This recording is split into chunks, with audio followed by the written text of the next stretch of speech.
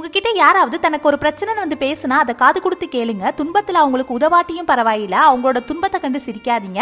ஏன்னா யாருக்கு எப்ப என்ன நடக்கணும் தெரியாது.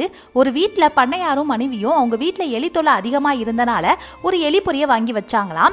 இதை பார்த்த எலி பக்கத்துல இருந்த கோழி கிட்ட சொல்லி வருத்தப்பட்டுச்சான். கோழியோ எனக்கு எதுவும் ஆகாதுன்னு சொல்லிச்சான். அதே மாதிரி வான்கோழியும் இதே பதில தான் சொல்லிச்சான். ஆட்டுக்கிட்ட போய் சொன்னா, ஆடோ நான் உருவத்துல பெருசா இருக்கேன், எனக்கு எதுவும் இல்ல, உனக்கு தான் பிரச்சனைன்னு சொல்லிச்சான். இரவு எலி பொரியில ஒரு மீன் தொண்டை வாங்கி வச்சுட்டு தூங்க போயிட்டாங்களாம் பண்ணையாரும் மனைவியும். சத்தம் கேட்டு ஓடி வந்து பார்த்தா அதுல பாம்பு இருந்துச்சா. அவங்கள பாம்பு கொத்திடுச்சா.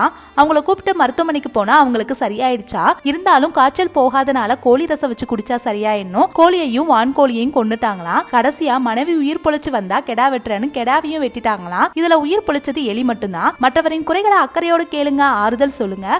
உதவி செய்யாட்டியும் பரவாயில்ல, 4 வார்த்தை ஆதரவா பேசுங்க. இன்பத்தை விட துன்பத்துல கரண் பற்றி உடன் இருப்பதே நல்ல நட்பு.